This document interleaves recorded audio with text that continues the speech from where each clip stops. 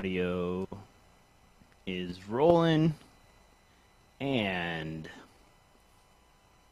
I think that's it. 5, 4, 3, 2.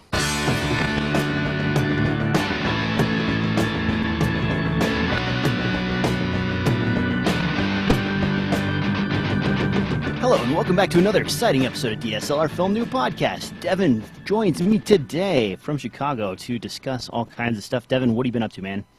Oh, I've been up to this and that. I've been editing weddings. I've been building servers, actually, while I've been worried about my backups and in case there's a crater or something happens at this location.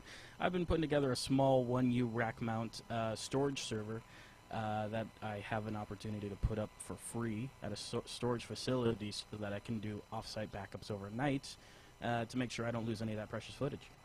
Nice. So you're building it at home and then taking it over to someone else's data center? Yeah.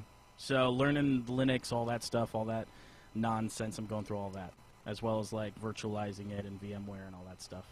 Oh, wow, man. That's a little more advanced than my forte. On my end, you can see that I am in an empty room. The movers have come through and taken everything. I am down to the camera bags behind me, a bit of luggage, and this Tupperware container full of my clothing. So it's almost time to move to Vancouver, and yeah. And then on top of that, sad news, the GS60 MSI laptop that I was really excited about bit the dust. Ooh. And instead of using that as my travel computer as I make this transition, I am now forced to use a full-size, full-fledged desktop as my travel computer until I get an address and can ship that in for repair. So, thanks MSI for that one. How did it bite the dust? What happened with it? So the 128 gig SSD that comes standard with it, I upgraded 2 other SSDs into the unit, and the 120 gig SSD bit the dust. It started exhibiting heavy errors and corrupting Windows, and then it just went TU about 2 days ago. So that is the end of that, and unfortunately you can only load the operating system onto the first M.2 slot for whatever reason, and also because I took out the other drive and didn't make a backup of Windows 8, I am my own worst enemy in this regard. Geez. Oh, you ruined all of it. Yeah, so, and then it doesn't have a disk drive, and so, I mean, I guess I could go find my own OS and tear it apart again, but I figure I better just send it in since this is probably warranty work. On the bright side, MSI does offer a, 3-year warranty, I believe, so I am good to go, but unfortunately I don't have an address in my new location yet, so I'll be in temporary housing, which is, i.e. motel rooms, and how do you ship something back from repair? Right. Oh, jeez. Yeah, so that'll be a paperweight. Yeah. On that note, time for the news. Time for the news. First up, I've got on the news here, and I actually talked about this last podcast, but I wanted to kind of follow up on it. The Amazon Cloud subscription service. This I mentioned last cast is $12 a year for unlimited photo uploads, and I just started playing around with it this week to see kind of what it's all about. Turns out it's pretty smooth, it's easy to operate, a drag and drop sort of setup, and they are paying attention to what types of files you upload. So if you have a data cap for anything besides photos, it will start to tell you that you're using up almost all of your limited 5 gig. I had some videos mixed in with photos when I was backing up all my photo collection. It is kind of slow, and you are limited to your upload speeds. In 3 days, I was able to get about 14 gigs uploaded of 896 gigs worth of raw photos in my collection. So, well, that, you know what? But that's still good. I mean, if you're a photographer and you want to upload raw, you know, they've got bigger packages that are available for you. I think the main thing that's lacking with this unlimited photos plan is, as far as I've seen, it doesn't look like a very comfortable experience to get them back. But still, like I was saying earlier, off-site backup is just crucially important at the exact worst time, when you need it most.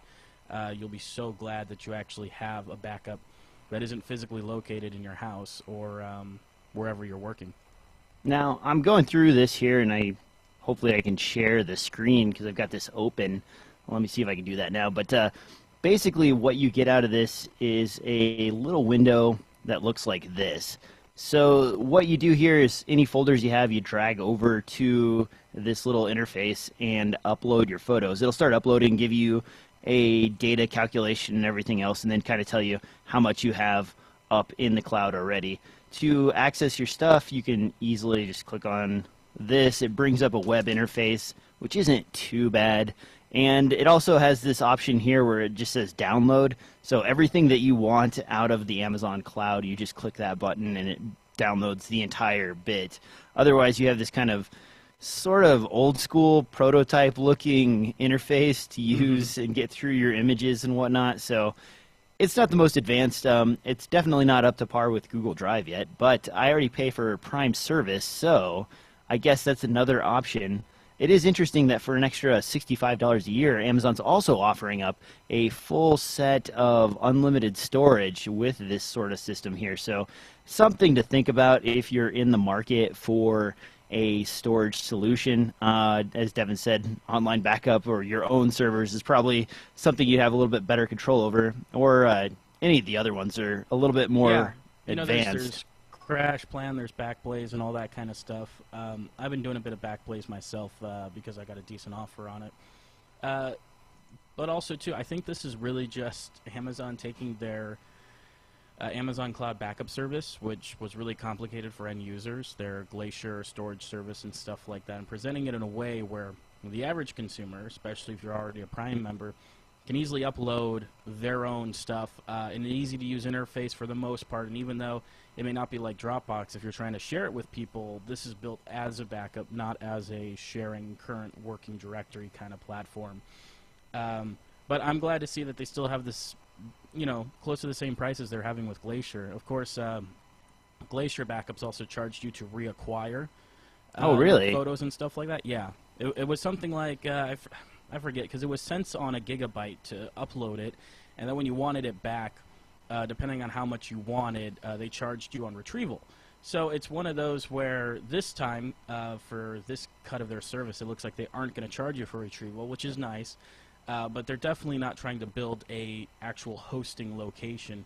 I'm sure if you said you wanted to download their drive, it would say, hey, give us a few hours to package it for you, because they'd have to pull it out of long-term storage. Now, have you used their audio storage? Because they have the basically it's like it's included with the streaming package where you upload a bunch of your MP3s and your audio collection, and then it allows you to stream from any device. Google has the same thing, but I haven't tested the Amazon version. Have you messed around with that at all? I haven't touched the Amazon version either. I've been very happy with the Google service, just because their player and their system works so well. Though I can definitely imagine if you're already buying music from Amazon Prime, that could be a way to go. But as far as I've heard, their music player on mobile devices has been lackluster at best. I think it's a really good experience if you have like a Fire tablet or a Fire phone, but we both know how those have kind of turned out, so I don't think there's a lot of people who are using Prime Music. But Amazon's still throwing money at it, and it's still trying to grow, and they're trying to take on iTunes, and I applaud that. Anyone who's trying to, stir up, the industry leaders a bit. Now, speaking of problems with things, Arkansas passed the SB 79 Act, which is the Personal Rights Protection Act. This would require photographers to get written permission from strangers in order to feature their likeness in a photograph, which means basically no more street photography or anything like that, or at least in the natural sense. What do you think about this? This is pretty crazy, going pretty extreme on the privacy protection stuff. It is, and correct me if I'm wrong, but I feel like on kind of a federal level, it's always been, general public places and definitely public officers or what have you working in a public place. You have full permission to take photos and do whatever you want with those photos, and you don't need permission at all to do any of that kind of stuff. And so, with this kind of situation here, does this also start to bleed into, hey, you need written consent from a police officer to take their photos? I mean, that's a good question. Yeah, because it kind of we start talking about that part, right? The legality of, we already know that a lot of police officers don't like it. Generally speaking, just all the videos and stuff, but you always see the worst of the worst on the internet. But here, it's are they doing this because of police officers putting pressure on it where they don't want to be photographed while they're doing stuff? I don't mean to spin this into a political debate, but I wonder if that's part of the reasoning behind it, because I don't see a whole lot of people rising to arms because some guy took a photo of them in the street and then had it, featured somewhere. Because while they're saying protection of privacy, a lot of the times the counter case to this would be when you're in public, there is some privacy that you are, I don't know the legal term for it, but you're no longer private if you're in a public space. There's a certain amount. If somebody does something that tries to capture you unlawfully, like, upskirt or something like that, like they do in Japan, then that kind of stuff definitely is illegal. But if you're walking down the street, somebody's, using an 80mm lens and takes a picture of you, that's not considered illegal because you're not invading their privacy, and they're giving up the privacy of their likeness by being in public. So this kind of seems to go against all that, and it's interesting that it passed, and I haven't seen any news about it, and I feel like this is more having to do with police officers, photographing them in public, then I can't imagine there's that many people who have complained about, being photographed in public. I mean, have you ever complained about it, or do you know anyone who's like, somebody took a picture of me in public and Oh yeah, posted it yeah. online? Actually, paparazzis are a big problem in many areas. I mean, obviously they're not chasing me around, but in California and so on, you do have an issue where B and A level celebrities are followed around onto the beach on family vacations. There was that incident with somebody's kid, I believe, in New York last year, where the photographer accidentally knocked his child out into the street. He didn't get hurt, but I mean. The celebrity blew up and started yelling at him and stuff, and that could have turned into something fairly dangerous. But as far as your rights go as a photographer, an interesting site to check out, ACLU, basically everybody knows who they are, but they have a Know Your Rights for Photography section on the ACL website, and it goes through everything that you're allowed to do. The weird thing about this Arkansas bill is that it passed, but it is in direct not competition, but it doesn't fall in line with the federal law that gives you the right to take a picture of anything in public space as long as you are lawfully there, which means, like you said, no upskirts. You're not doing anything that's illegal while you're taking the photos, as long as you're in public space. If you're on private property, there's rules that go with that. The property owners can impose certain rules and regulations on you, and then you're allowed to take pictures of police officers in action, as long as you're not interfering with the action or causing any sort of rights issues with the people. So check that out, read through those. I wonder how this is going to go when they finally get it out and into practice, because I don't know if it's against or for police officers necessarily, but it definitely does not really coincide with the federal laws. And I might be wrong, and we have the marijuana laws right now, so I live very close to Colorado, and no one from the federal government has come in to crack down on them yet, and that definitely goes against federal laws. So who knows what's going to happen with this? This could be lawsuit haven, or it could be some other erosion of state versus federal rights. And it could possibly be an overreaction to aerial drones. That's part true of it too. Is that aerial drones can pretty easily trespass where they're not allowed. They can get into people's backyards and all over the place. And you'd think the same rules would apply. Well, if your photography equipment is trespassing, that applies to you because you're in operation of that photography equipment. Well, but are you trespassing if you're in the 500-foot range of airspace that is allowed for all, RC vehicles to transport and move around in? That becomes really tricky, too. Like, if I'm flying over a building and I have a camera attached to my drone, and I am taking pictures of somebody sunbathing in their backyard, my drone is in the right spot, and they are within public view of, my flying vehicle. Is that okay? I'm not a lawyer. I don't know. I think in most cases that would not be okay, because most people in their backyards, especially with something like it's fenced, I think that would fall under inherent feeling of privacy and security, inherent privacy, meaning that they feel like they should be secure in that space, so then anything against their privacy would just be treated as trespassing or invasion of privacy, I think in most cases, is how they take it. But it's very clear that the law system is not ready for the massive aerial drones that have been coming out, as well as cracking down on photography. Photography has been around for a long time. I'm wondering what is pressuring them to try to change these laws. What problem are they trying to fix with it, other than, you know, politically the problems have been creeping up with videotaping and taking pictures of police officers in public. Now, this isn't really a political podcast, and you can see, those of you watching, a dog has joined me because there's no furniture in my house, and he's rather bored with not comforting areas. But, you know, I'd be interested to hear from others who might know a little bit more about this. If you live in Arkansas and you are kind of dealing with this mess, let us know. Send us a tweet, DSLR FILM NOOB. You can find me on Twitter, and I'd love to hear from you to find out kind of how this is going to affect you. Moving on to things that will affect you and make your life easier as opposed to harder. Look out, there's new SSD technology. And by new, I mean everybody else is jumping on the Samsung bandwagon. If you're not familiar with it, 3D NAND was released by Samsung in their enterprise drives under the label VNAND not a few years ago, last year actually. And VNAND is basically a way of stacking the gates on top of themselves so that you can create more density inside of your IC. Now Intel and Toshiba are jumping in on the bandwagon, and they're suspecting that they can get IC packages for MLC, which is multi-layered chips, into a 256 gig capacity, and the triple level cells into a 380 gig capacity. You can fit a number of these chips onto an M.2 card or a 2.5 gig or a 2.5 millimeter SSD, so that gives you up to 10 terabytes of space on a 2.5 or 3.5 SSD form factor, or up to 3.5 terabytes on a M.2 SSD. This is getting a little complicated here. Yeah, and so many letters.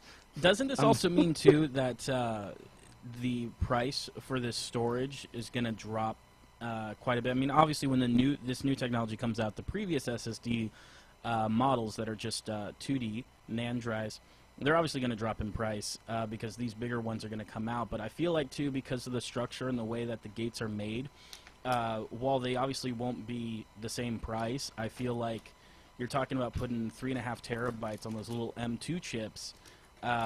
That's probably going to be way cheaper than, you know, so far buying a terabyte on one of those M2 chips. The M2 chip is very large, and I imagine from a manufacturing standpoint, it takes a lot from it. So I'm very excited, though, because as I kind of convert my RAID over to SSDs, I'm very excited to see either prices drop or at least larger SSDs to make some RAIDs. Well, we could run into a few problems with these new SSDs. First of all, yield. If they're able to get good enough yield out of a single wafer, then you're right, the prices will drop. The prices will definitely drop on the older units because I think even if they have middle of the line, which is 51% yield or 60% yield on a wafer, they'll be able to create these at about the same price as the current round of SSD chips. So that's a good thing. The 10 terabyte and 3.2 terabyte respectively for the thinner form factor, we're probably not going to see that anytime in the near future. The current round, they're talking more in the range of 48 and 32 gig 3D NAND gates. So yeah, those are like the highest deals that they're able to achieve eventually. So you know, like it's kind of everything I read about this when I was first looking into it, when Samsung came out with VNAND originally, which is just vertical NAND instead of 3D NAND. You can call it whatever you want, but they were like, oh man, we're going to have huge giant capacities and it's going to start coming out this year. And okay, so then Samsung releases like one 1 terabyte drive and one 2 terabyte drive, and those drives came out for enterprise use only, and they're very expensive. They're out of the price of normal consumer models. And then when they announced these, they're like, up to 10 terabytes. Well, that's great, but we're not going to see 10 terabytes anytime in this year, next year, maybe like 3 years out once they really get this process node down to where it can handle it. And it also depends on how big of a nanometer laser they're able to use on these, because I think right now they're still running at 22 nanometers, and they're hoping to get to 14 nanometers, which would be part of the process of increasing the density of storage on each of these chips. I don't know if they're going to hit that. And right now, who do we have? We have Global Foundry, TMC, and we have Samsung as producers. Well, Samsung has been able to do it, but they're doing it at 22 nanometers. TMC and Global Foundry, I think they're still working in the 22 and 32 nanometer range. They haven't gotten down to the 14 nanometer process. So Intel's really the only one that's been hitting the mark at 14 nanometers. This is getting kind of like way too tech heavy here. But what I think for the average person, what it does mean is that this is the next generation. This is the next giant leap in capacity. We've already, like, really, we got fast drives. SSDs, especially if you rated them up, we got fast drives. What we're still lacking is storage, because even if you go mechanical, let's say you want storage and you don't want speed, you know the largest full-size drive you're going to get is going to be around 6 terabytes, and that basically has to be done by using thinner platters and fueling them with helium instead of air and all kinds of crazy stuff.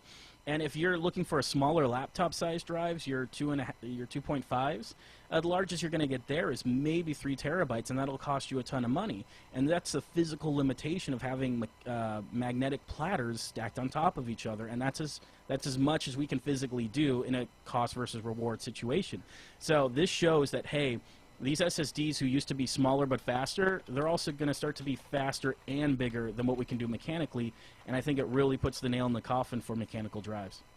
I don't know, man. Every time we say this is the end of mechanical drives, platter density goes up exponentially. I mean, like 2 years ago or 3 years ago, they were at 500 gig per platter, and people were like, "Oh, this is as far as they're ever going to get." Then they hit 750. Now they're at a terabyte, and I think they're talking about possibly figuring out a way. They call it shingling, where they write on the drive, but then they write halfway over the previous write in order to double the capacity, so each read channel is half the size that it would normally be, and then they can get the drive up to like 1.5 or 2 terabytes. So, you know, who knows? Maybe this will keep up with the technology that the SSD chips keep coming out with, and we'll see platters in the like 10 terabyte range too, or they'll have like 6 disks like stacked in a, you know what I mean, like a pancake. They still make, and you're right, they still make magnetic tape drives for long-term backup. Yeah. Those are still and those are still the best, man. They are. Oh, man. Did I just lose losing your video? Yep. Oh, it flickered wow. a little bit, and then I was like, no, DJ! Oh, no. Oh, well, okay. Well, for those of you watching, you'll just have to deal with the blackness when I am talking. Moving on down the line here, we've got the Asus ROG gaming laptop. This you've posted this, so tell me a little bit more about this. I went ahead and posted. I'll take the lead on this. That's all right. So nothing really new here in terms of specs, especially compared to the MSI that you bought. But what is interesting, just like the MSI you bought, you know, they kind of start at $1,400 and go all the way up a little past $2,000, depending on how much RAM do you want, what's the graphics card you want, and everything else. But unlike the MSI, this Asus gaming laptop will have Thunderbolt in it, as well as HDMI that fully supports 4K. And they also say it supports 3 outputs. I don't think it'll support 3 4K outputs out of that DisplayPort and Thunderbolt port, but if you're looking for a mobile workstation, this is something to seriously consider versus the MSI, because it goes for the same price, but having that Thunderbolt port, if you have Thunderbolt, you know, drives or whatever, for whatever reason, Thunderbolt RAIDs or what have you, as well as the ability to convert it to different display formats. This is definitely just something to consider. Like I said, nothing revolutionary except for the fact that for the price, you can get a Thunderbolt port, and that's through their entire line, as well as having proper 4K HDMI output, which, while not specifically listed, looking at the graphic card and everything else capabilities, you should be able to get 60 frames a second out of that 4K HDMI display, because I believe it's the new HDMI standard. So, as well as doing triple monitors if you know, you want to do your mobile editing, and I guess you're bringing monitors with you when you mobile edit. But that's about it. I just think it's a great price. On this guy? Will you be able to use Thunderbolt on this guy as a method for external monitors, as well as the HDMI port and the DisplayPort outputs? Yeah, I think that's how you end up getting 3 display monitors out of it, is by using both Thunderbolt, HDMI, and the display ports on it. Because the Thunderbolt will work as normal Thunderbolt. It's a proper Intel Thunderbolt, so it's not, you know, emulated. It's right there on the PCI Express port, and it's talking to the Intel processor. So that's what it looks like to me. That's how they're going to do it. Not that I've handled one, or, you know, and I don't have the manual for it right in front of me, but it's just one of those that this guy was in the news recently as Asus comes out with a contender against the MSI. And hey, if Thunderbolt's a big deal to you, go right ahead. Otherwise, you know, it's something to consider against the MSI. I'm less enthusiastic about MSI now that my MSI GS60 has taken a big old turd on me. It's unfortunate that that thing died. MSI is kind of a mixed bag for me. I've seen a lot of MSI gaming laptops in the past that have not fared so well over time, and I've seen some that have worked really well. So MSI as a brand's always been a mixed bag. I've never been in love with all of Asus's gear either. They make some really good feature-rich motherboards, but what, you don't want a motherboard with armor all over it and protective gears and stuff on it? Yeah, protective from EMI or whatever else non-existent stuff might hurt your board. So, side note on that, I had one of the MSI boards, and it had Asus boards, and it was one of their Rogue or RAG or, you know, whatever. ROG, yeah, they're gaming. Yeah, ROG. Republic of Gamers. Yeah, there you go. And it had vent fans on it, and the vent fans brought the air in through that armored kit. And the thing was, like, I have dogs, and the dog hair just, like, gathered into those until it just burned up the components on the motherboard. And I didn't think about it because, you know, when you're cleaning your computer out, you're looking at all the regular fans and stuff, and you're blowing them out and everything. And then, you know, the board goes out on thermals, and I'm like, well, what the hell's going on? I take it out, and that whole, like, trough where it sucked the air in was just filled with dog hair. It's disgusting. Oh, so, you know, maybe that armor isn't as good a job of protecting. You know what I mean? Well, you know what? Especially if you're in a hairy environment, filters on your fans are always important. You can pick them up for a couple of bucks on eBay from Cool Masters and everyone else. They make magnetic ones that'll stick to your magnetic case and just provide a thin kind of grate to have over your fan. And if it collects 90% of the dust or hair, that's dust that doesn't end up in there. You can pull it off because it's magnetic, wash it off real quick, snap it back on, and you don't have to keep opening up your case to make sure that you're not burning up your components. So that's always something to consider, especially if you got your computer on the floor, which you shouldn't. You should always have Mine it is off on the of floor the carpet right now. Yeah, you got an excuse though.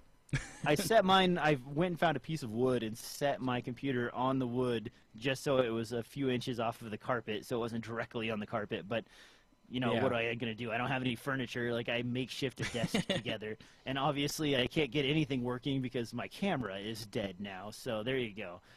Moving on down the line to sensor technology, Sony has released well, they didn't really release, they applied for a patent and just recently got it for a curved sensor. Now, that sounds a little weird, but if you think about what a lens itself has to do, they have to bring in light into the glass, and then they have to flip the image around for the sensor, and then on top of that, they have to curve that image into a flat plane and get it onto the sensor itself. So with those extra steps, you're going to need more glass, a bigger lens, and the more glass you have, the more light loss you have as the light travels through the lens. Well, if you simply curve the sensor, now you're reducing 3 or 4 of the elements that you would normally need in your lens, which means you can make the lens smaller. You can also make the lens with a much larger aperture opening because you don't have as much glass for the light to travel through. So what do you think about this, Devin? I noticed you got a cute little quote here at the end. What's this about? I say that it's a curve that makes sense because I always thought curved TVs curved TVs were a bit silly. And because, you know, the main reason, you know, they say curved TVs for a cinematic experience, and projector screens are curved at theaters because the light is emitting from a lens, and they're correcting for the fact that that lens is traveling such a distance. It has corrective elements in it, but eventually you reach a physical limitation of how much you correct the light coming through focus-wise, trying to hit a flat surface, so it just becomes cheaper to curve the surface that you're projecting on.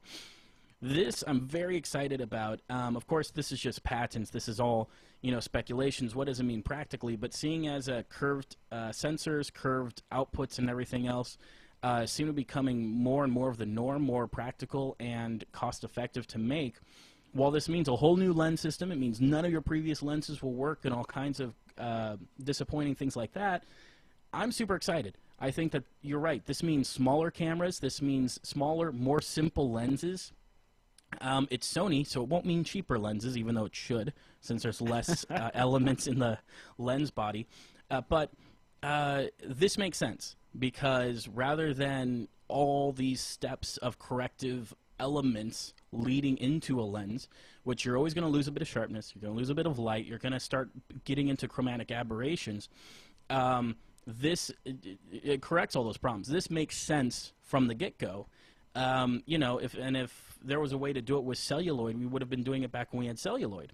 So it's super exciting, and I can't wait to see what kind of technology and things that they can produce, and even what this means for video as well and everything else, because the lens at the end of the day, especially your super wides, that's what I'm thinking of here too, especially your super wides that always have that, I mean, the wides are always going to have a fisheye, even with a curved lens, but you take in the fact that all your wides tend to have soft edges and chromatic aberrations.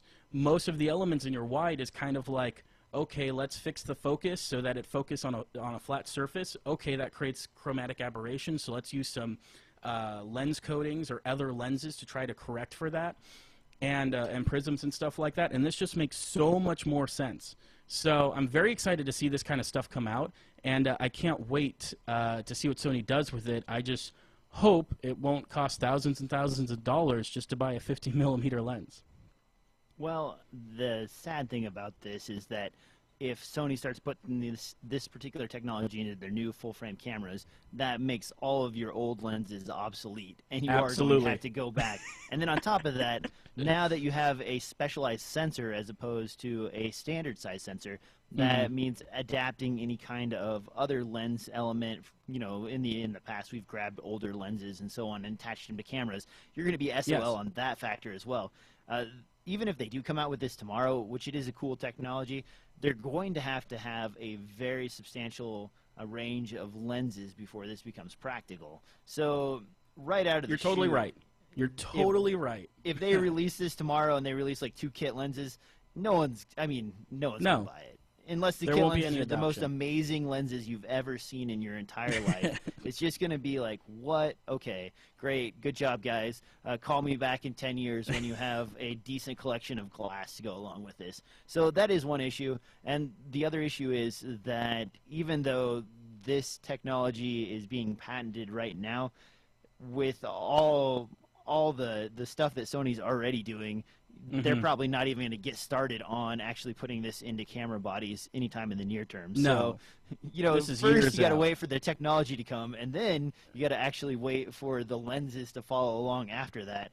So even if this is hitting in a reasonable time frame from a patent release, which is 2 to 5 years, maybe like 8 years before this becomes a real thing, and then you got to hope that other camera manufacturers or lens manufacturers will follow suit and create lenses that are designed specifically for a curved sensor. So then you need to get like Tamron or Sigma or any of those other companies. And that's what I'm hoping for here, because you know, it obviously, knowing Sony, it seems like, hey, let's make a patent so that we can make a camera that no one else can you know, swap lenses with, so that we can sell only our lenses for that camera for a while, because that kind of sounds like the Sony way of doing things.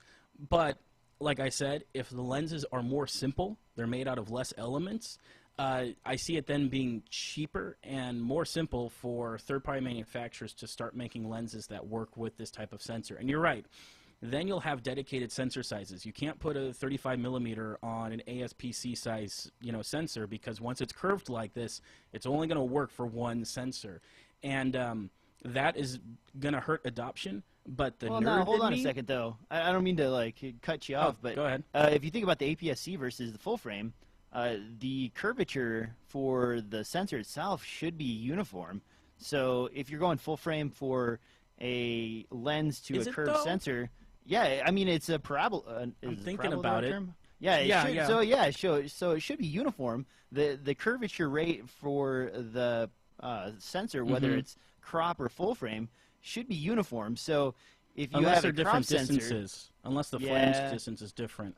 Yeah, I don't know, man. Okay, so yeah, I don't know. Perceivably, what I think, and I'm right, just it could. guessing here, it Yeah. seems like it would be uniform. So if you had a full frame lens, you could use it on a APS-C size sensor as long as they were both Right. curved at the same angle of incident. If that's not the case, then you would run into some issues. But Right. if they made them different, that would be even worse for them. That'd be like shooting themselves in the foot, because you would want it to be as compatible as possible with as many things as possible in order to get it Yes. to gain traction right out of the gate. So And my guess I would be that they predict- wouldn't do that. Yeah, and I predict that this is going to kind of be exclusively for mirrorless, just because I don't see them putting this into a mirrored camera. Not that they couldn't. They could have a curved mirror that flips up in front of the sensor.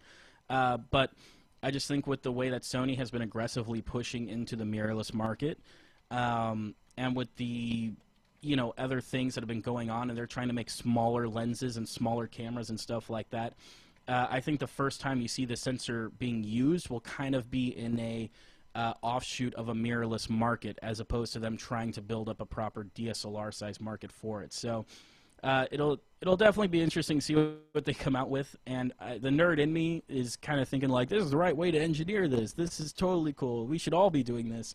But obviously there's business and other practical reasons on why this will be a hard transition if it actually starts to take off and become popular. Well, and even though Sony is using sort of a mirror in their A99 series cameras, they call it SLT. It's really a semi-translucent layer that is only reflecting some of the light. So they're almost mirrorless on those cameras as is. The A7S and the whole A7 line is already mirrorless. The NEX series is all mirrorless, and those bigger bodies are the only thing that are still holding on from those Minolta patents. So, it wouldn't be inconceivable to see them completely get rid of all sorts of moving parts in front of the sensor itself. No more mirrors, no more SLTs, no more anything. And now we're seeing global shutter show up on a lot of sensors. Yeah. And Sony's right there with it. So then what do you even need that for? Well, you're not going to have to worry about smearing or anything like that. You can turn on and off every single pixel on the sensor simultaneously. So there you go. That one's a fun one, but we'll just have to wait and see. Moving on to something that is already out there and I'm kind of looking into. I posted this in the show notes just because I was kind of interested in it. I recently shot in a old theater, and we were doing a lot of lav miking and stuff, but because of the way the building was set up and the amount of brick and everything else, we got rather large amounts of reverb on a lot of the talent. And when we're getting to post now, we're realizing that, oh man, we're going to have to really do something to correct that reflected sound that was being picked up by a lot of the microphones as they were running around on set. And I was looking into Isotope RX4, which is a pretty comprehensive audio repair toolkit for PCs and Macs. Devin, you put a little note on this here. Have you used this before? Yeah, I've actually used this several times. Tell me the story, man. I want to know. The RX3. I did a little bit of reverb, like you were talking about, a little bit of reverb fixing with it.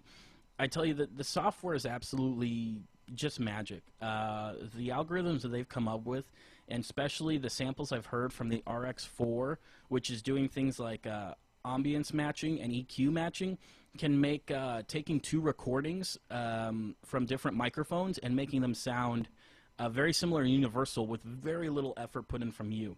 It's amazing what the auto setting does if you just say fix it, and it produces good results, really good results with no knowledge or effort. But if you explore into audio and you get a little bit of how audio works and you can tweak it, you can get really amazing results that you can't get from the simple tools of dynamics and EQ.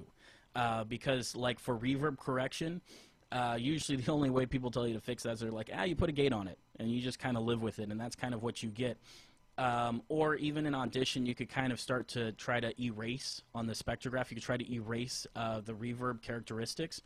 This software, they must have like a million mathematicians just on standby, figuring out how to recognize a pattern, and then recognizing when that pattern is played again and automatically removing just those frequencies, because it does some really amazing work.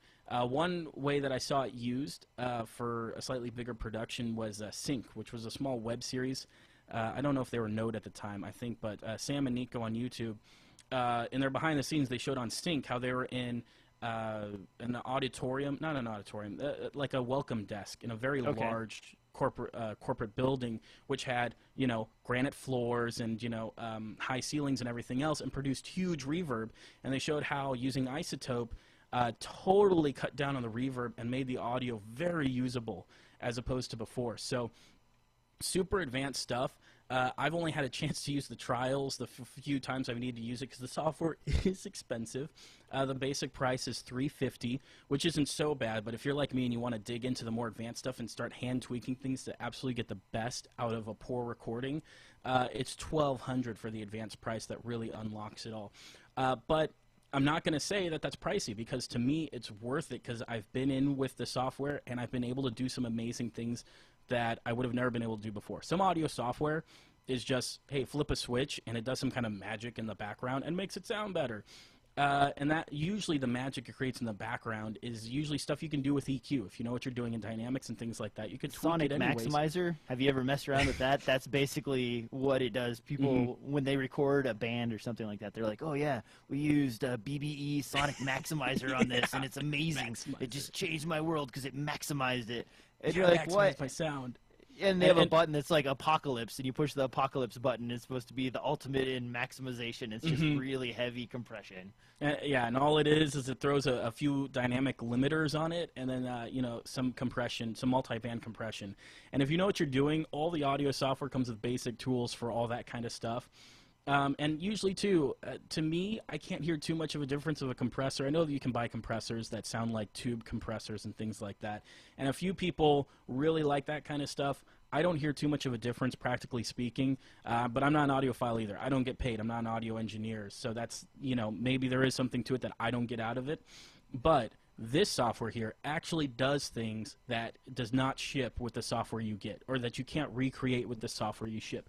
It actually has active processing to really figure stuff out. So it's just one of those that you could try the demos, try it out. If you have some audio that you're trying to fix and you've tried all kinds of stuff, you tried EQing out some a loop back, and you've tried you know, using a gate to get rid of reverb or something like that, give the free trial a go and you'll be pleasantly surprised by how easy it is, and then if you're more advanced, how much control you have at the same time.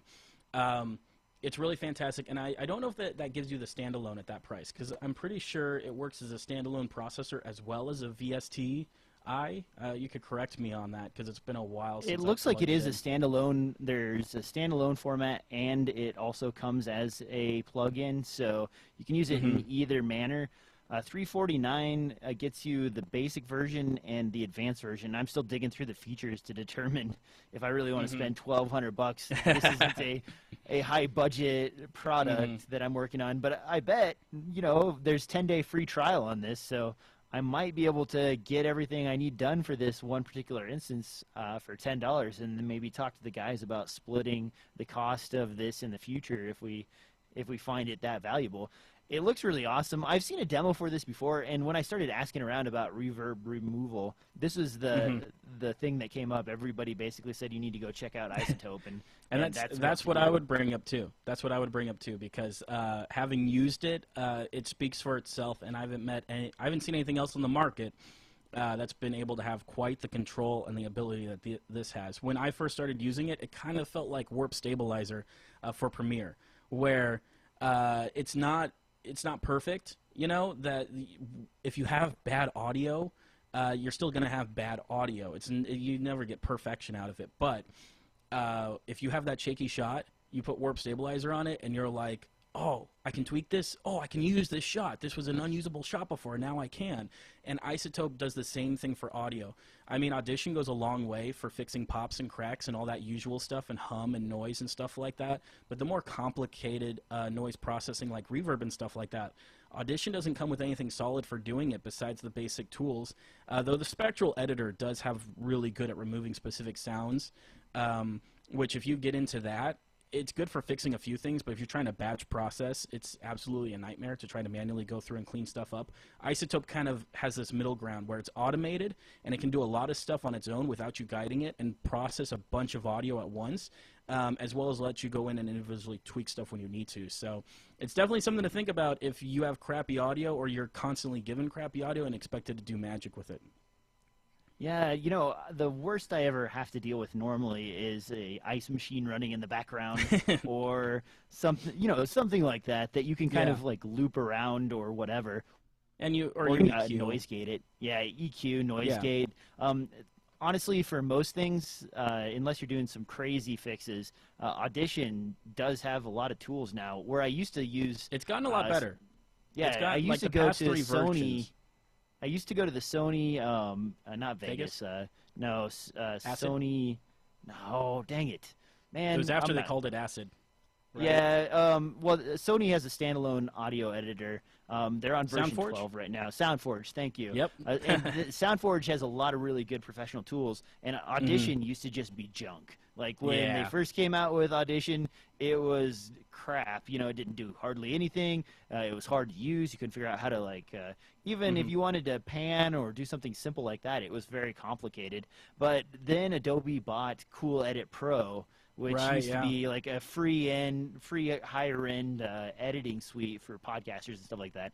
And when they bought that, they incorporated a lot of their design ideas and effects and everything else into Audition. And now the noise removal in Audition is very good. The noise gate is very good. The boosting, if you need to really bring up the volume level of some audio that you recorded, all those features are pretty decent. But if you start to get into heavy audio editing and you start to really do strong noise reduction and stuff like that, your audio goes from sounding nice to sounding like an MP3 that was recorded at 48-bit sampling rate or something like that. You know, it's just it gets awful pretty fast. So be careful on those. But Audition is still pretty viable. It just doesn't do a good job of getting rid of reverb. And now, these days, if you've got Premiere, you've got Audition. So you owe it to yourself to open it up and try it out, even if you haven't done audio in the past. You owe it to yourself to kind of learn the tools. If you're already buying Creative Cloud, it's just a click away. So. Yeah, and one other thing for those of you who use the cloud service from Adobe, right-click in Premiere, and it'll bring up the menu right there that says Send to Audition, and you can send. It'll open up right in Audition. As soon as you save it in Audition, it'll go right back into your timeline again, and it's almost a seamless, painless process. It's just like working with After Effects, which a lot of people are used to that After Effects workflow, but they've got the same thing. You can even, I believe you can import entire sequences too. I'm pretty sure I've done that before. You can also do outputs to OMPL or some format like that, and that'll open up an Audition. And Premiere will even render a video proxy, so you could see a little video window as you're editing audio if you're doing Foley and all that. I haven't tried that. That's pretty interesting. They've got bigger workflow stuff between the two of them. I think they haven't decided exactly how they want the two to work together, so they threw all the options at it. But I've seen online some workflows where you tell Premiere, I want to do an audio export, which is meant for like if you're doing Pro Tools or something like that, and it'll render out video as well. But I've heard people re-importing that into Audition to get greater control. So. I'll have to check that out. Normally, my workflow for Audition is export to Audition, listen to the audio, clean it up, do a noise sample if I want, and capture the noise, apply the noise reduction, and then drop it back in the timeline again. One other thing to think about, and a lot of people don't know this exists, is there's actually a noise gate built into Premiere. So if you have a constant hum in the background, and you have captured that as a sample to put as your sound bed underneath of your talking parts, you can basically use a noise gate on any of the speaking parts to get rid of the noise in between so you're not doubling up on the noise when there's silence. The noise gate is hidden underneath of the audio effects tab in Dynamics. So if you're looking for that, that's where it's at. They don't call it a noise gate. They call it something else, but it's hidden in there. It's under your dynamic tools, which is where your compressor, your expander, and your limiter and your noise gate is. Because those all fall under dynamic. I'm so used to searching for noise gate when I'm using like Sonar or something like that, that when I was first like, well, where's the freaking noise gate at? I couldn't find it anywhere. So just something to think about there. Moving on down the line to the discussion topics. Again, sorry my video is completely toast here. I don't know. Maybe this Logitech No love from your Logitech 930E is just killing me.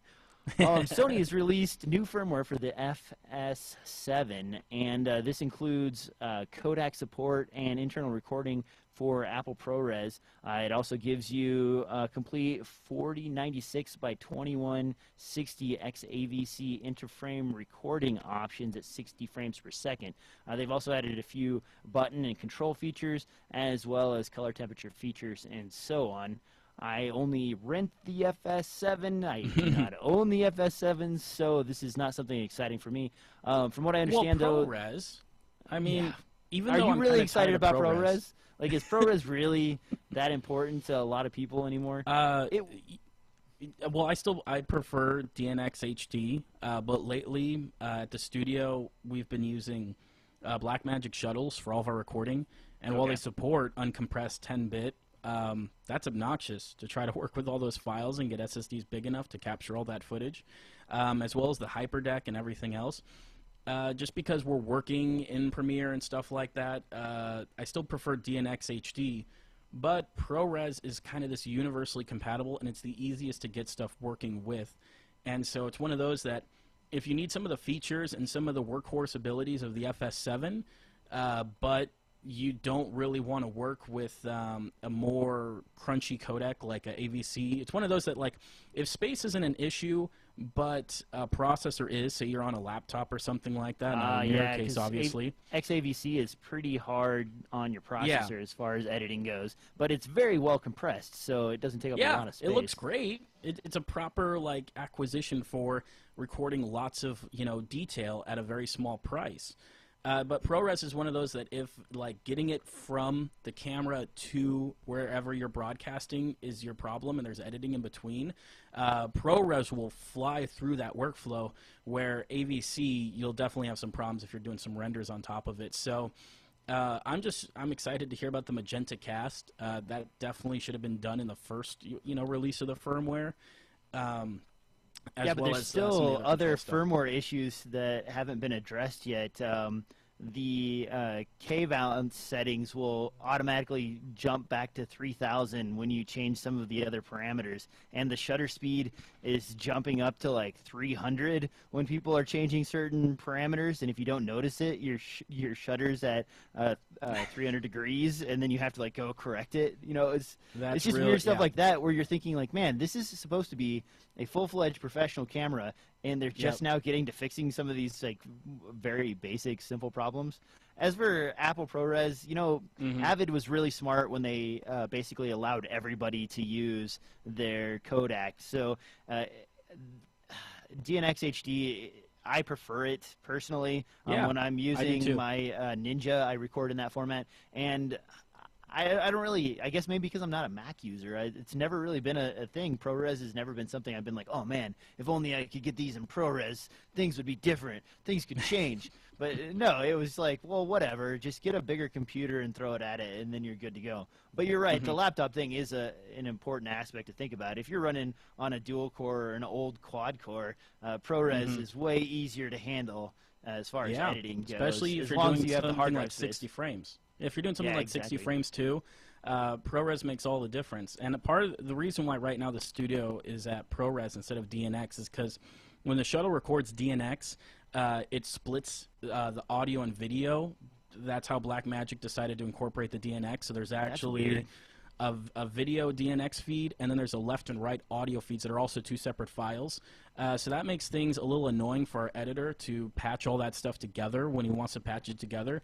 And then Premiere doesn't have those export settings, so when we want to put footage back in the shuttle and do a playback off of that shuttle into our switcher, Premiere, as far as I found, does not have settings to, I want to render DNX HD and have it split into each stream, video and two audio streams. So then the Blackmagic shuttle basically is a very simple device, so it won't play anything that isn't perfectly set up the way that it wants to receive the footage.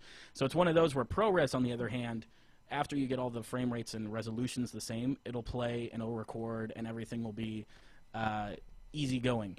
So it's one of those that, DNX is still kind of a complicated codec and people use it in different ways, where ProRes is only kind of treated as one container, one file type, and that makes things a bit easier for people. But like you said, I do all my stuff in DNX at home, so that's how I prefer to do it.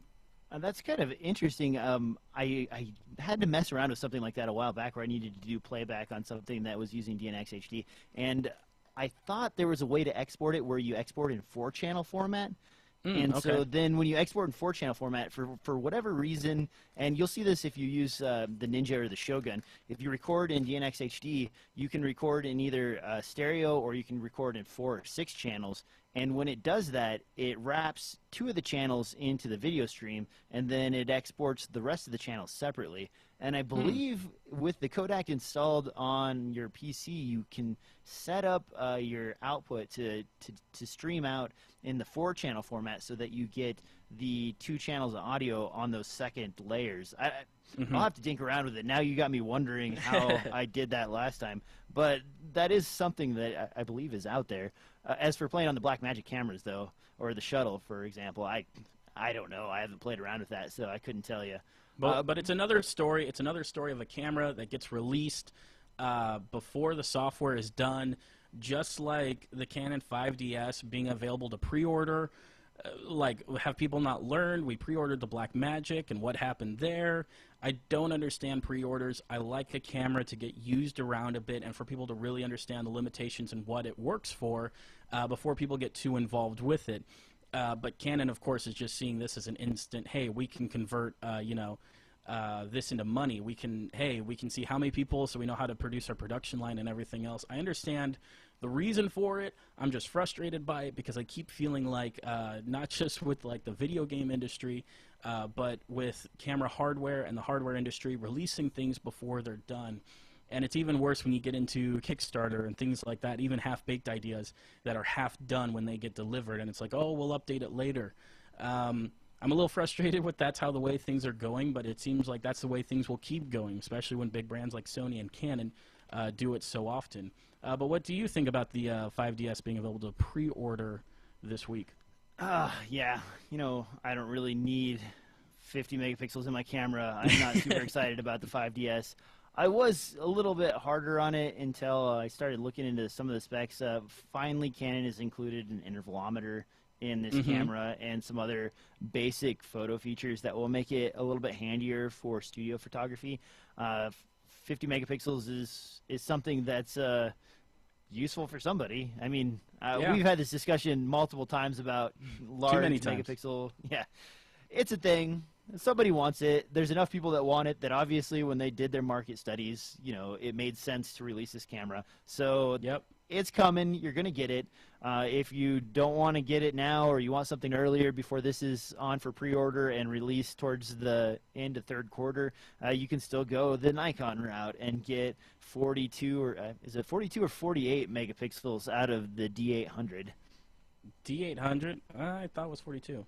It might be 42, but that's already pretty high up on the megapixel count. So that might be the... Yeah, exactly.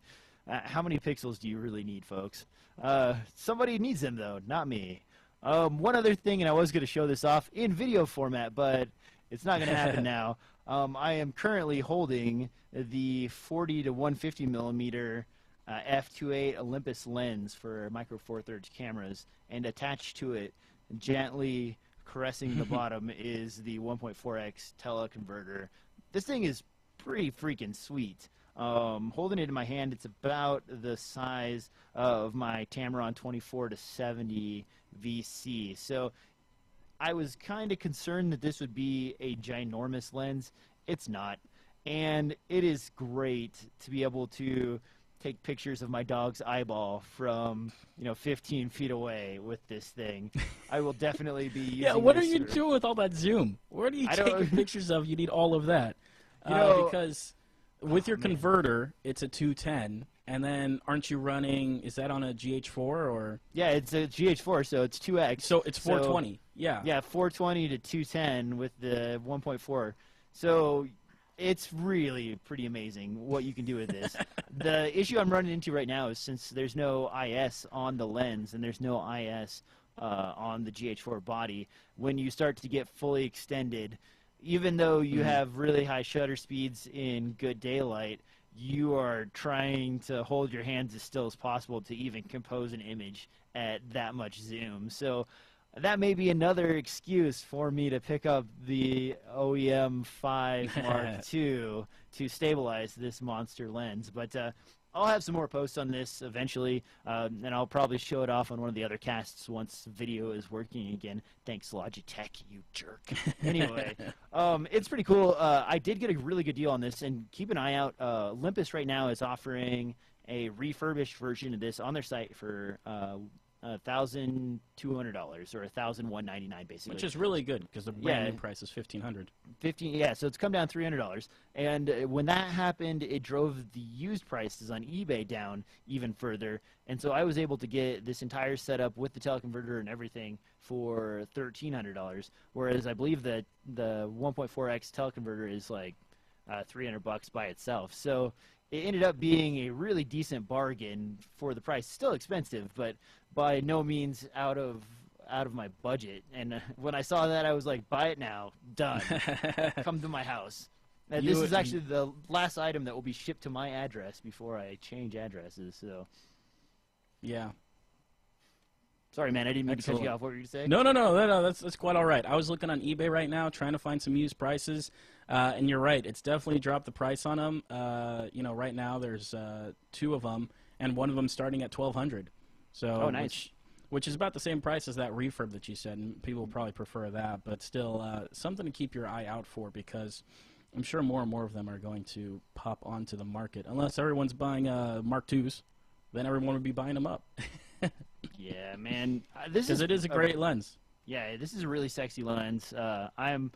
I'm pretty happy with it so far. I need to find a sporting event or some other excuse to really get this out and put it through its paces. So that'll probably be on my list of things to do once I get settled into my new place. Let me see. What else do we have on here? I'm moving. Your pick of the week. I haven't told you're moving. Yeah, my Vancouver. pick of the week is moving companies. Let me tell you, if you ever have to move yourself, it sucks. But if you can afford it, a moving company comes in with a semi-truck and packs every single thing you own into a box and shoves it in a semi, and it goes into some kind of robotically controlled warehouse, and then when your ticket comes up, it comes back out again and goes to your new home. So that is pretty nice. I'm glad I don't have to move all of the studio myself. You found a moving company that would go all the way to Vancouver for you? Yeah, so Van Lines actually does full country coverage. So, and by the way, guys, it's not Vancouver in Canada. It's Vancouver, Washington, which is right next to Portland. So a few of you have been emailing me asking me why I'm leaving the United States and going to Canada. That is not the case. I'm still going to be in America. No problems there. But you just like to go up north. Yeah, weather's going to be nicer. Right now, where I'm at, the wind is currently blowing at 65 miles an hour outside, and it is miserable. So I am glad to not have to worry about that anymore. But Van Lines was the company that's moving me, but also Mayflower does enter all the way across the United States. It's fairly spendy, though, guys, so I think to move the entire studio, it's going to set me back about $4,000 by the time I'm done. So just keep that in mind. It is not for the faint of heart to pay for your move. But on the bright note, I don't have to chuck all my stuff out into the street and hope that I can fit it into 3 U-Haul trips back and forth. So I suppose it depends on how much suffering you're willing to How far endure. is that drive? It's going to be 24 hours straight. Jeez. I think it's 14 or 1,500 miles. So it's gonna suck, and I still have to drive my vehicles there because it was going to be another $2,000 or $3,000 to have my vehicles moved, and that's out of the question. So basically, when you watch the beginning of the video, if you saw the pile of stuff behind me, that's my last bit of ownership, about 4 camera bags, a couple of longer gear bags for lights and light stands and stuff, and then a Tupperware container full of all of my clothing. Right now I'm sleeping on the floor because my stuff moved earlier than me, and so my dogs are actually getting anxious and running around the house because there's no furniture in the house right now, so it's kind of weird. But on that note, enough about my depressingness. Where can people find you, Devin? They can find me at impulsenetworks.tv. where I'll be posting a few tutorials. Lately, I've been testing out different video services for people to comment on your edits and for you to get feedback and also communicate with them. So I'm going to do a big article talking about all four of them, all four of the major players there, and which one I think works for me. And for me, guys, when the video's not working, you can find me on iTunes. You can find me on Twitter. We always respond to questions on Twitter, so feel free to send us those there. Right now, I am in a little bit of flux, so DSLRFilmNoob.com might not be updated as regularly as normal, but that should change in about a week when I find a home to live in. For now, thanks for listening to DSLR Film Noob Podcast, and we will see you on the next show.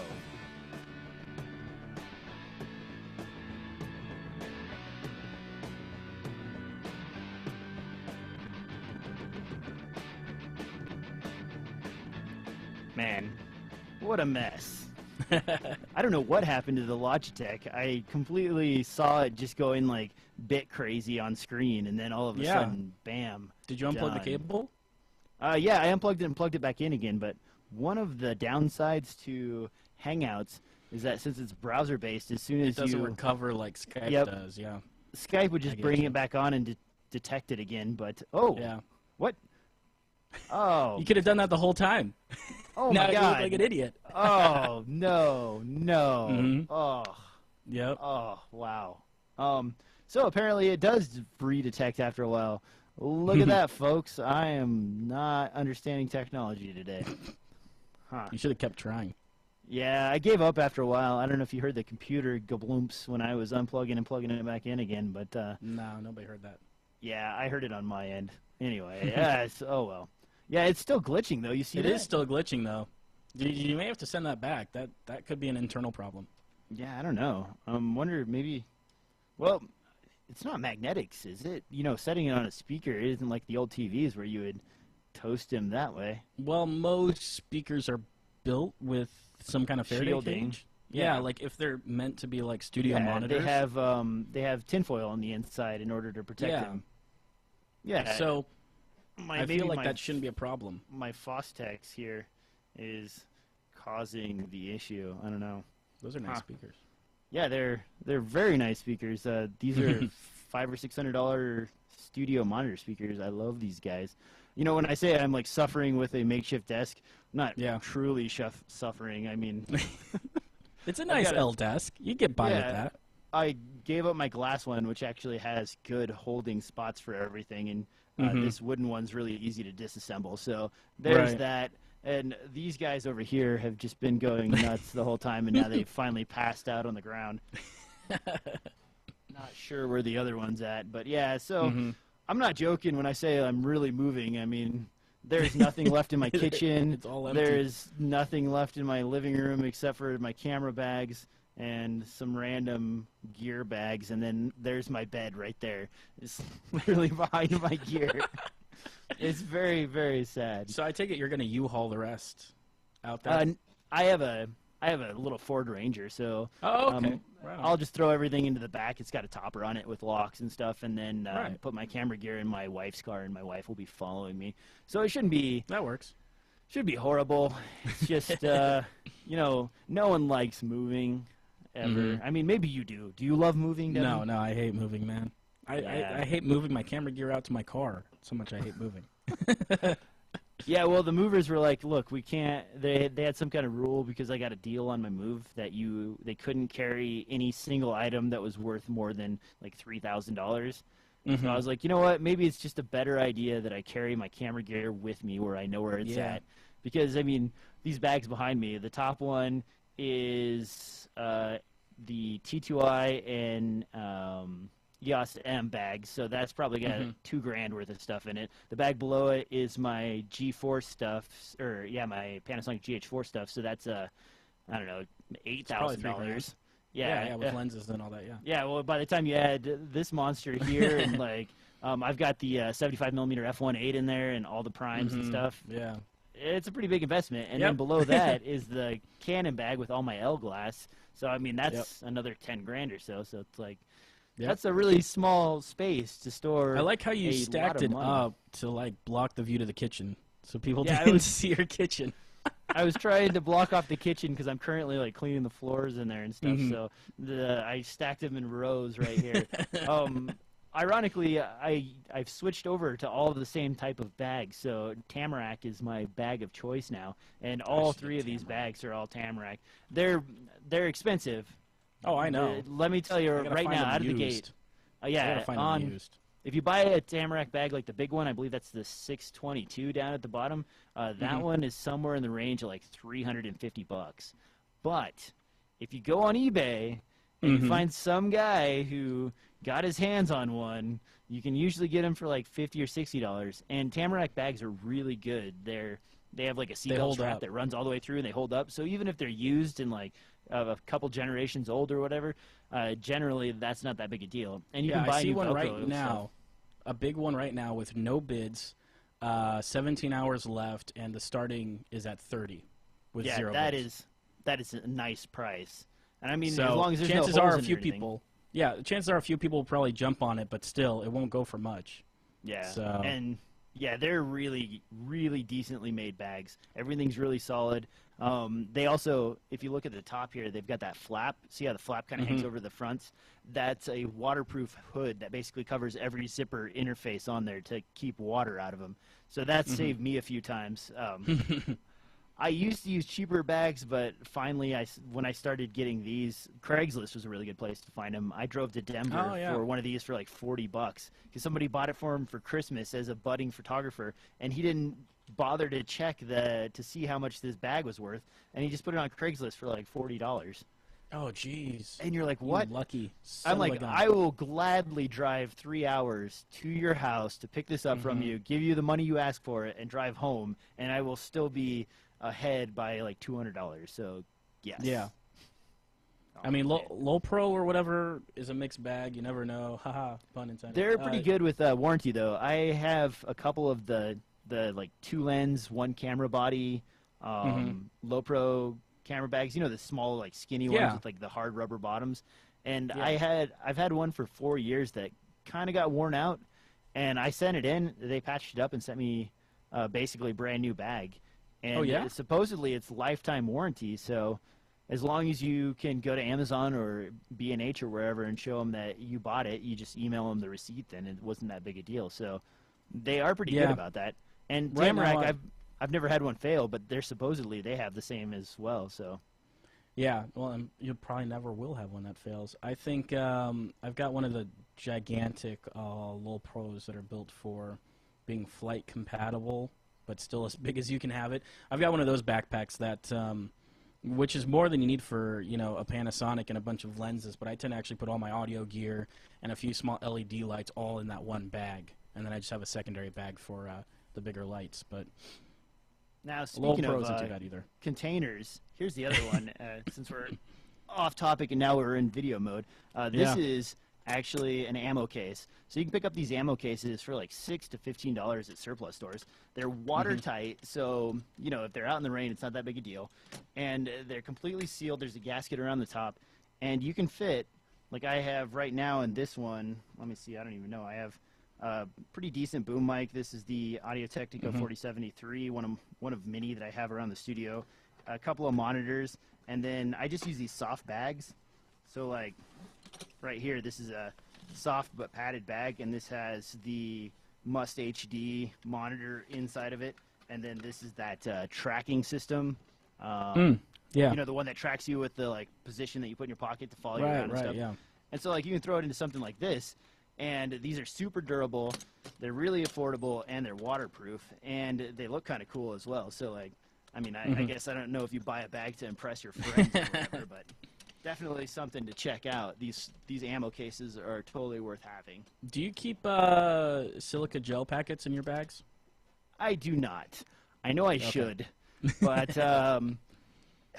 okay. So I might have to when I move. Vancouver is a very moist place, and you do end up with mold issues and stuff like that there. Here, where I live right now, is extremely dry.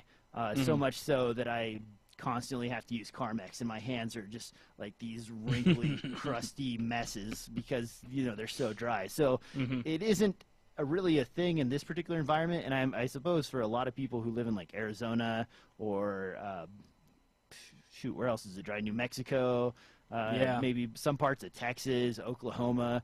As long as you're away from where it's super humid all the time, then it's probably not an issue. But I assume Chicago, you guys get quite a bit of humidity in the summer, right? We do, yeah, absolutely. Especially off of that water and everything else. It is definitely moist. As well, too, I find that they help quite a bit if you're going from warm to cold.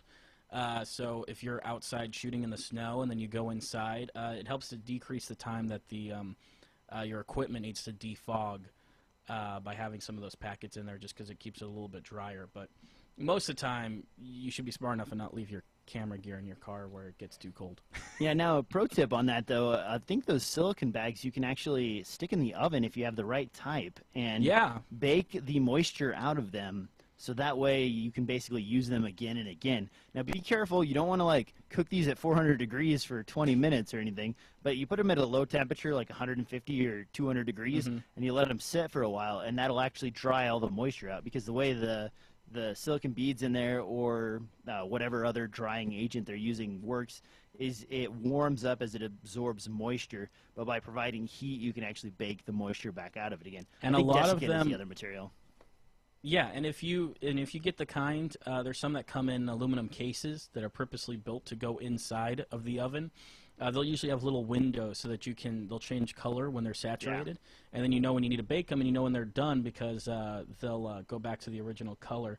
I think they also have some that are in plastic too, so you can microwave them to dehumidify. Another fun thing to do, and actually maybe don't do it yourself, go on YouTube and look for a video on it.